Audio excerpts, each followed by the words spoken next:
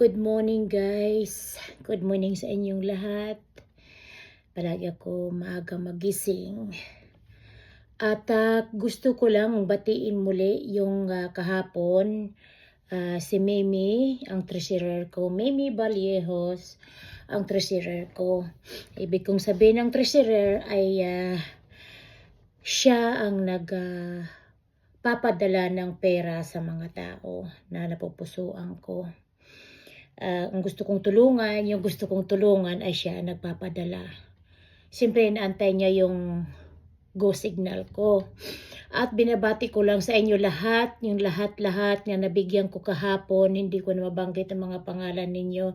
Dahil sa dami naman ng tao doon. Dami ng tao nga nagpapalo sa akin. So, congratulations. Kahapon ay nakagastos din ako ng mga I think it was 15,000, ganyan. Nakagastos din ako ng mga 15,000.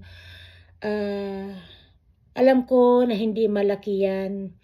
Iyan ay galing sa sahod ko, sa pera ko. Swear to God.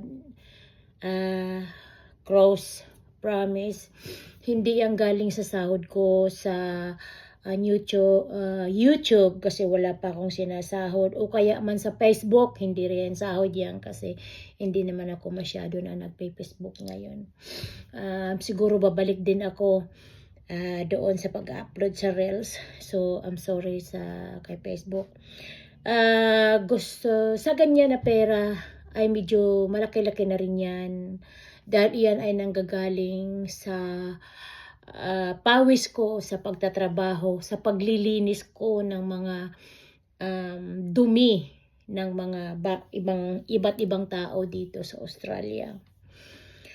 So, maraming salamat sa inyong mga supporting ko, mga Roti Peters ko dyan, mga followers, mga supporter, Roti Peters lang, thank you so much.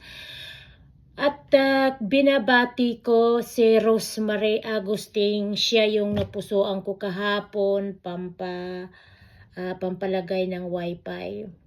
So siguro hindi pa niya napapagawa dahil siyempre inaantay pa yun niya yung manggagawa. Kasi alam ko na maraming tao dyan sa Pilipinas na walang mga wifi, walang mga cellphone. At hirap sa buhay, pambili ng bigas, kaya yun ang ginagawa ko.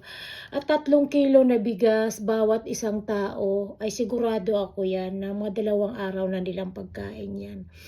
Kung maliit lang naman kayong pamilya, pero kung malaking pamilya kayo, baka 1 araw lang yan. Pero halos linggo-linggo ako mayroon nabibigyan, at saka every fortnight namimigay pa rin ako ng mga tao nga nagme-message sa akin. So doon sa mga tao na naguhuping na nagdadasal na mapusuan ko kayo, mabigyan ng wifi, mabigyan ng cellphone, mabigyan ng pampabigas o pambili ng gamot o gatas o diaper, ganyan. Hindi ko kayong mabigyan lahat kasi hindi ko naman kayong masyadong kakilala. Pero kung gusto ninyo magpakilala sa akin, ang messenger ko ay open para sa inyo. Mag-message lang kayo sa akin. Kapag mayroon kayong kailangan sa akin, pwede kong ibigay kapag mayroon akong pera. Pero pag wala akong pera, ayan, pasensyahan. Pasensyahan tayo. Siyempre, ako ay nagtatrabaho. Ako ay isang trabahador lang dito. Well, trabahador ko sa company ko dito sa Australia. Ako ay nagtatrabaho sa company ko. Ako ay sinasahuran lang din. So, hindi naman pwede na pwede ako may-ari ng company ay basta nilang ako kukuha. Hindi. Ako ay sinasahuran ng proseso. Yung mga bookkeeper ko o kaya asawa ko, sinasahuran ako ng ganyan, pupunta sa bangko ko. Kaya ayun naman ang sinasahod ko, ayun naman ang pinamimigay ko sa inyo sa ngayon. Kasi hindi pa ako kumikita sa YouTube. At magpapasalamat din ako talaga sa mga taong na walang sawa, yung mga nandiyan sa akin na mga Roti Peter supporter. ang tagal na nila sa akin. Simula na nag-umpisa ako sa Reels, mayroon ng 3 taon na nandiyan talaga sila sa akin. May 2 taon, may 1 taon. Yung mga ganun, ganun ang mga taon-taon. At ako lang yung, well, sasabi kong ako kasi pag pumupunta ako sa account nila, ay palagi ako nandoon sa kanila. So maraming salamat sa inyo at marami sa mga pag-share ninyo sa akin. And please, kung marami mga magsasubscribe sa akin sa YouTube channel ko, Ruthie Peters, mas marami pa akong matutulungan sa inyo na mga kababayan ko dyan. At sana matupad ang hiling ko. Thank you so much.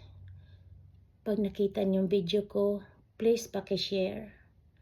Sabihin niyo sa kapitbahay niyo, sa mga kamag-anak niyo, sa mga kaibigan niyo, na ako si Ruthie Peter, legit, na tumutulong ng kababayan ko sa Pilipinas. Kahit maliit lang ay kakayanin ko. Love you. Thank you.